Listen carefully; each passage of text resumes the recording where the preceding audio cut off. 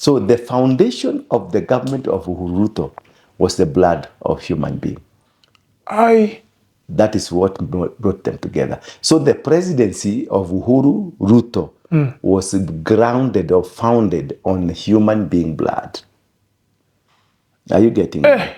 The spirit that was leading this country was Uhuruto spirit.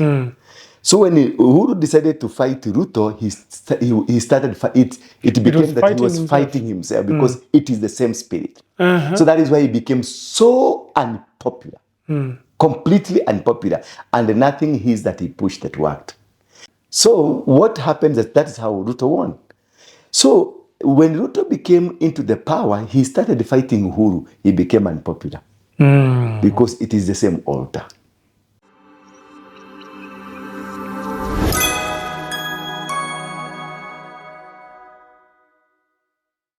Disclaimer.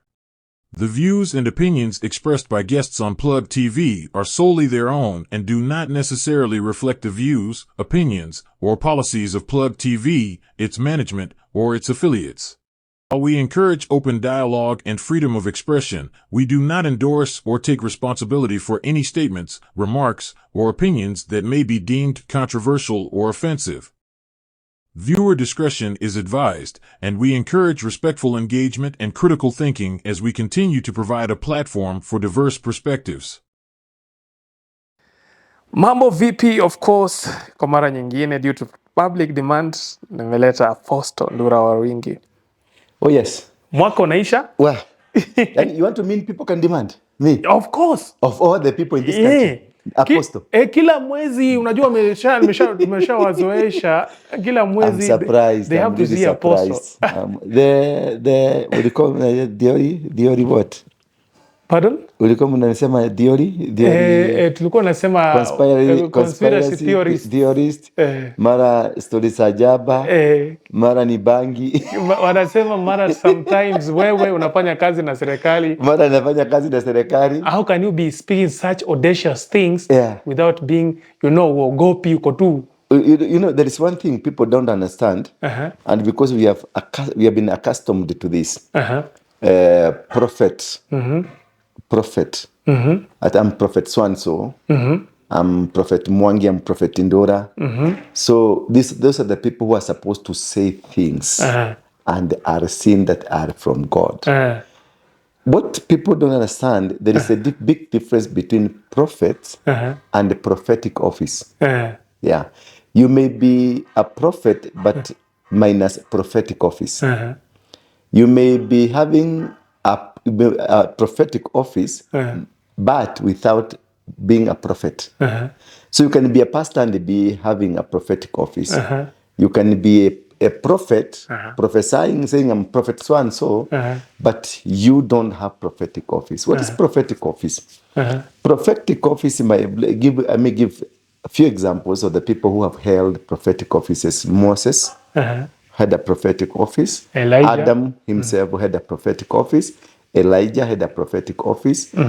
Joshua had a prophetic office. Those people who command spiritual realms, they have a prophetic office. But you can be a prophet, being able to interpret, being able to say things to come, being able to say, I am prophet so-and-so, and I'm prophesying this. Listen to me as the prophet of God is saying something. It is okay. It's all right. But they might be lacking the prophetic office. A prophetic office is being able to command an office. It's not being able to prophesy, but being able to command a spiritual realm. And being able to see, because there are people like now, let's give an example, Brazil, wanacheza na Argentina. The prophetic word is that Argentina itafunga bao mbili. For example, the prophetic word is Argentina itafunga Brazil bao mbili. But a man holding a prophetic office can come and alter the situation. And instead of Brazil kufungwa bao mbili, Brazil ishinde. Kama sasa, if I can give you a very good example, Trump had lost the elections completely. As part of the last 2 weeks, Trump was not there. Kamara was the president. But when Christians were called by people holding prophetic offices, they called upon Christian worldwide to pray for Trump. Things changed. The victory that was for Kamara was changed. A person holding a prophetic office has power and capacity to change a situation. Joshua changed the situation. Moses changed the situation. Elijah stopped the day. Is it Elijah? That was Joshua. Joshua stopped the day. Yeah. The kukue mchana wapigane kwanza. And again also Elijah stopped the rain. Elijah stopped the rain. He said, if I be a man of God, there shall not be rain until at my own words. Those are people that had a power to change. A power to say, I have terminated President Ruto's presidency and it will be so. Okay, unajua kuna watu watafikiria hiyo ni prophecy ama it is terminated. Wait a bit. Let's go slowly. Now, that is why people will not understand a person like me. I don't want to glorify myself, but I just want to make it clear for you to be able to be understanding, because sometimes you hata wewe ukikuja na unanga umechanganyikiwa because hata unielewi the stories I tell you, unaonanga tu ni kama jokes, fictions, things you don't understand. It is true, you will never understand me. Even myself, I don't understand things that I speak when I'm talking to you. Sometimes I go to listen to the broadcast what I said, because even some of the things I say, I don't know them. I don't know how they came out. I don't understand what I said, at what point I said, and why did I say that. But I'm led by the Spirit of God. Just say it, and I'll say it. I'll hear the voices telling me, say this, I'll say that. I'll just tell you, like now I told you, Raila, Gachagua will be out. Long time ago. And you asked me how. I told you Raila will be in the government. You told me that cannot happen. In fact, if you look at the comment section, people did abuse me. Now, 6 months down the line, did it happen? Yeah, I did a compilation of those prophecies and people were like, wait a minute. So you don't say because you know. People holding prophetic office, you don't say because you know. You say because there is a force controlling you to say so. Now let's come to the current situation. Like now, the Ruto saga, what is happening around Sugo? I told you last time I was with you, Ruto has been sacked. Ruto is operating now on... you said on a borrowed time itself. On a borrowed time. Yeah. He's not himself. He has never been a president. He's trying to become a president, but he has refused to become a president. Why? Because according to the leadership mantle release, Uhuru never released the mantle to, because he wanted Raila to become the president. So he stayed with the mantle. One thing, understanding who is Uhuru. Uhuru was not ordinary as Ruto. True. Uhuru was not ordinary as Raila. Uhuru was never a president of this republic. He was blessed by the Council of Elders, Kikuyu, for him to become a leader. Number two, that's number one. Number two, he rose to the presidency on 3 factors that are so paramount for people to understand, so that to understand who is Uhuru and why things are happening in Uhuru this time, and even before and after, because I will tell you now, before and after, what will happen to Uhuru.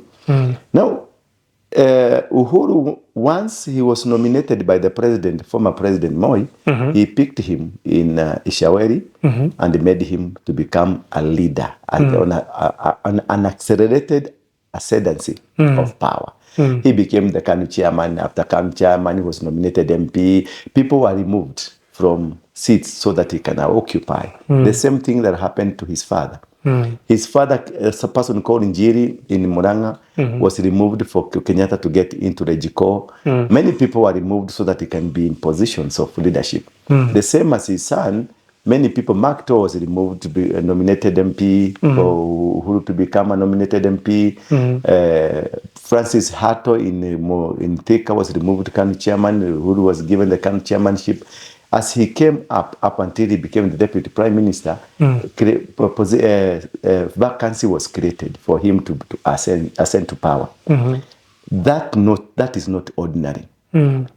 At some point, I told you that Kenyatta was nominated by the Kikuyus to go and represent them and to be taken to school in the UK. Yeah. So because the Muzungu wanted Kenyatta to go, one person they can make a leader, and they take him to their land, they brainwash him, so that when he come, he will not come a Mau Mau. He will come a brainwashed person. So Kenyatta, when he came back, he came with a wife, a Mzungu wife, already a brainwashed man. He was no longer the Mau Mau. He was no longer the person that he was that was fighting for the freedom, but he was polished man. Then they arrested him just to prepare his popularity, took him to prison. Then after that, they came and made him to become the president. The same as Uhuru. You look at Uhuru, positions were created for him, and once they were created, he was taken to the ICC, and after ICC, he becomes the president. So you see the same scenario. The ICC was a Mzungu who made Uhuru to become the president. The courts of then, the Mzungu courts, made Kenyatta his father to become the president. Those are special people for special occasions. Only special occasions. They just come, like it's like Joshua, who was sent for a special occasion. Moses was sent for a special occasion. Why did Uhuru become the president? Uhuru became the president due to an incident that happened in Uganda. Then 90 minutes Entebbe raid. When these Mzungus, the Jew people, were captured, and then a rescue team was sent to Kenya to come and evacuate the Israelites who had been captured by the Palestinians in Entebbe. So the landing, all other presidents refused. Nyerere refused to give access to the Israelis. All the presidents around, they refused, but Kenyatta accepted. Kenyatta gave them the landing. It was operated from the JKIA by the Kenyan GSU. It's the Kenyan GSU that raided the Entebbe, assisted by the Israelis. Israelis remained in their plane because they had about 5 planes. One was a hospital, another one was an armory, another one was what? But the actual people who went to the ground are 3 Israelis who knew how to speak the Palestinian language, and the others who participated, they were Kenyan GSUs. Remember, GSUs is a branch of the Mossad in Israel. It is an offshoot of Mossad. GSU is a product of Israel that was given a gift to Kenya by the Israelis. That is a bit complex. Now, after doing that good thing to the Israel, and the Bible says, whoever will stand with the house of Jacob, God will stand with them. So Kenyatta came to power. Uhuru came to power because of a thank you to God, because of what his father did. So he was never a president. He was a thank you gift. And a gift can be a chocolate, a gift can be a matchbox, a gift can be a shirt, a gift can be a flower. A gift is could be something that you might not use it anymore. So Uhuru became a president because of a gift. And as to what I've explained is that it can be a gift. A gift can be anything. You can be given a tissue paper, a matchbox, or a chocolate.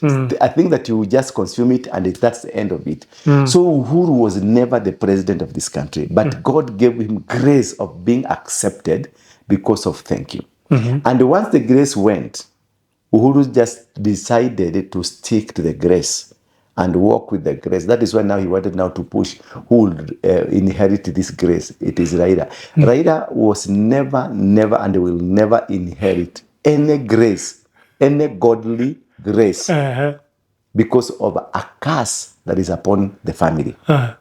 Had he known it and they go, because curses can be removed by doing a sacrifice, going to a man of God, the high priest, and things will change. Because even Reuben was cast, but Moses came and said, let Reuben live. That one can be. But now because he ignored and refused, that thing will never allow him. Even if you go to AU, people will argue, AU see Kenya, but who is supporting him? The government of Kenya. Anything that supports Raila, as long as it is from Kenya, he will never succeed because it is the soil of Kenya that is holding him. Why? The soil of Kenya has said no. And once the soil of the country says no to you, even if you go to the White House and you're employed there to be controlling money in the White House, nothing will, you'll get nothing. You'll still be poor. You'll come out there being poor. Now, look at Ruto now. I've just explained to that so that I can bring fast forward about what is happening to Ruto. Uhuru and Ruto, they ascended to power on a ground that was the blood shed by Kenyans in post-election violence. That is what brought them together because when they were at peace, when Moi fronted them, it didn't work. But now, when Kikuyus fought, the Luyas fought, the Kambas, the Jaluos, the Kalenjins, they fought in Eldoret, they fought in Kericho, they fought in Molo, Nakuru, and also in Naivasha, in Nairobi, people fought during the post-election violence. And as a result of that, Uhuru was arrested and Ruto were arrested by the ICC. Then they came and joined together and they found if we can form a unity, then we will rise to power and now we will be able to intimidate the ICC court. So that was the one basis of what? Being in power. Basis two, why did they unite? Why was ICC involved? It was ICC involved because there was bloodshed. When there was bloodshed, that is what caused them to unite and say, never, never again. So the foundation of the government of Uhuru was the blood of human being. That is what brought them together. So the presidency of Uhuru Ruto was grounded or founded on human being blood. Are you getting it? So, therefore, what happened to them is that any altar raised on any particular thing, could it be blood, could it be any sacrifice, you maintain that altar using that thing. If it is money that was used to raise an altar, that is the direction. If it is the blood that was used to raise an altar, that was it. If whatever it is that was used to raise an altar, that altar will be forever sustained that way. By that thing that you used. That you used. Are you getting it? Yeah, I get you. So this blood that they got as their foundation, so it meant that people got to die. People got to be sacrificed. People got to face challenges, die so that the altar can be sustained because that is the formation. Therefore, Uhuru tried as much as he tried, but his presidency didn't work very well. He's a man that we really expected a lot from him. People believed in him. People said, this is a young person, he's a bright man, this will happen. But nothing really happened. He went out poorer than he came to power. So, they tried to fight Ruto. But remember the altar that they made together. It is the altar of the blood at Afraha Stadium. Then Uhuru said, chukua kofia. The URP kofia and the Uhuru party was? Well, I think, I can't remember, but I just remember URP. Yeah. And there was the another party of National Unity, TNA. Yeah, TNA. TNA. Yes. So it was the TNA versus URP. Then Ruto, they exchanged their kofias at Uhuru Park. And then Uhuru said, yangu kumi, yako kumi. That was a covenant. Yangu kumi, that was a covenant from Uhuru to Ruto. And Uhuru to Uhuru. Therefore, there is nothing could make Uhuru win against Ruto. Because cutting the Ruto Kumi, it is cutting Uhuru. When Uhuru started fighting Ruto, he became so much unpopular because he was fighting himself. Remember the days of when David was ordained by Samuel? What happened? As the oil was poured on the head of David, the Spirit of God departed from Saul. Entered into David. So the spirit that was leading this country was Uhuruto spirit. So when Uhuru decided to fight Ruto, he started it became that he was fighting himself because it is the same spirit. So that is why he became so unpopular, completely unpopular, and nothing is that he pushed that worked. Now the spirit went to the man who is sustaining the altar of yangu kumi, yako kumi, and that is Ruto.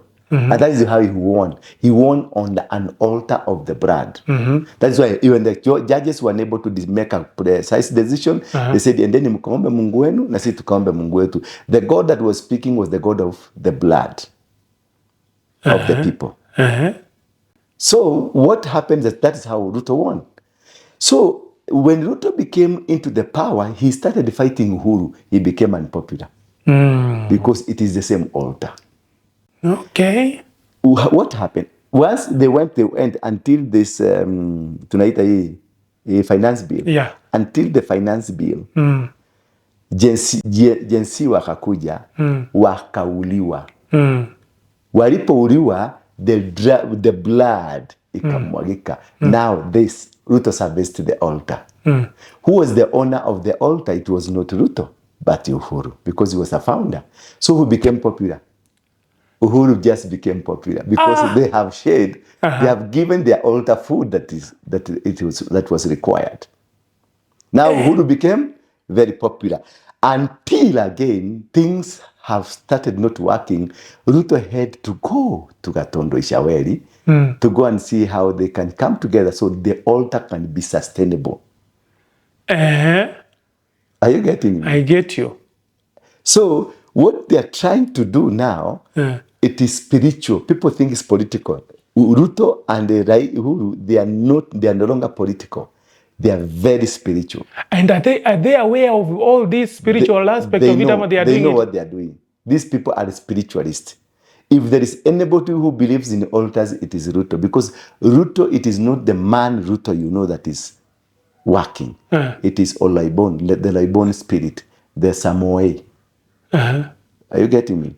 Yeah. You can look at him, you can see a very old man, a very devastated man, because the spirit in him, it is here Laibon. Ukikumbuka when they were launching Eldoret, he invited those old people to go and take possession of Eldoret. Then when the wheelbarrow was removed, there Korosio in Eldoret town, where the wheelbarrow was moved by the boys during the Gen Z, he sent these old men to go and return it with a sacrifice, with rituals. A ritual was done on that road. It was crossed, shut completely for that ritual to be done because they believe in altars. Ruto believes in altars.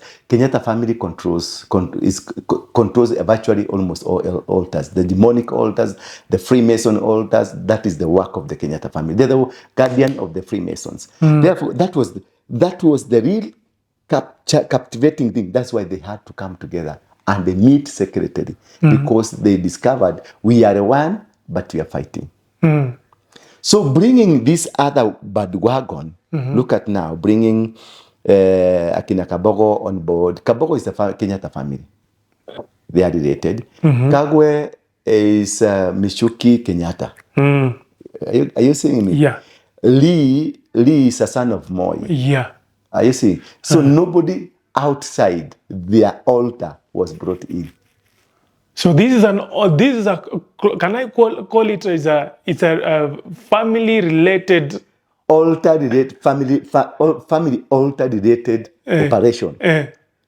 Because none that is there that does not belong to the same family. Okay. Kagwe through Michuki come to Kenyatta family. Lee Moi family. Then this Kabogo, they are related with the Kenyatta family, close related with the Kenyatta family. Those are the people, their fathers used to control the Ruiro, the Kegwe family, and many families that are in Ruiro. They were the people who controlled, they are the people who worked with Kenyatta, Jomo Kenyatta. They are the people who used to give sacrifices, their fathers, with the Kenyatta. So these are the people who understand the deep meaning Of the altars and sacrifices and the sacrifices. altars. So right now, Kenya is being operated in altar of the sacrifices of human being. Hey, this Are is you so scary. getting me? Now let's go back. Why was Gachagua removed? Gachagua was not removed on a political ground. The person I told you at the time, and you dismissed me because I know you don't believe in me, but things forces you to believe. It is Kenyatta Uhuru who removed Gachagua. It is not Ruto. It is not Ruto at all. It is Gachagua, it is Uhuru Kenyatta and Raila who removed Gachagua. Why was Gachagua being removed? There has been the revival story about Kenya being the platform of the revival. Yeah. The Kenyatta family, the Waruinge family, the Moi family, those families, they are a part of the one world order families or that story. So they were mandated to make sure that Kenya, the Christian revival kind of thing, does not work. That is why, see, Ruto was invited in the United States and he was coronated to become a leader of the dark side. And he was given a crown, everything happened to him. And immediately they crowned him, his government collapsed. Automatically the government, and that is since the time he went to America, just things have gone south. Everything has gone south because it is altar, godly, it is about God against Satan. It is the altar of the devil versus the altar of God. Who is winning? So Ruto and the group have aligned themselves on the line of Kenyatta family, Oginga family, and everything family because they want to satisfy the interests of their masters and make sure Kenya does not become a revivalist nation. Now Gachagua is not part of them. He's not part of the deeper things that used to happen, the ritualistic things that happen around these families. So he had to be removed and then they insert in a person who will sing their song. And this person, the way they were trying to push through the Senate, they pushed a lot of things through the Senate. Very fast, things worked very fast. Even the government printer was there in the night. James Orengo, of all the people who fought for the constitution of this country, that never again things will be done in the night. He was there in the night. To make sure things, Otiende Omoro was there in the night to make sure things, Otiende Omoro fought for the freedom of this nation, for the constitution. They said things will never be done in the night. That person called Orengo said things will never be done in the night, but they were there in the night to make sure things are being done. Not them. It is the altar that I was speaking. Hey. Are you getting me? Now, this is the man that was so crucial for them. That's why Gachagua had to go before the end of November and the beginning of December. And Gachagua, they made sure that they have removed Gachagua on the 31st and on the 1st of November. Is it? The 1st of November? It was 11th. 11th. They had to make him become the deputy president because that was the night that Halloween do their dinner. Let's go backward again. Why did the Meghan, at the American embassy, Whitman Meghan, why did she resign? Because she was on a mission to Kenya to make sure that agenda imefaulu ya kuondoa na kufanikisha kila kitu American wanted, or the one world people Obama and the group wanted. So when these things failed, she had to pack and go because Kenya was very crucial for them because Kenya is a portal that opens the world.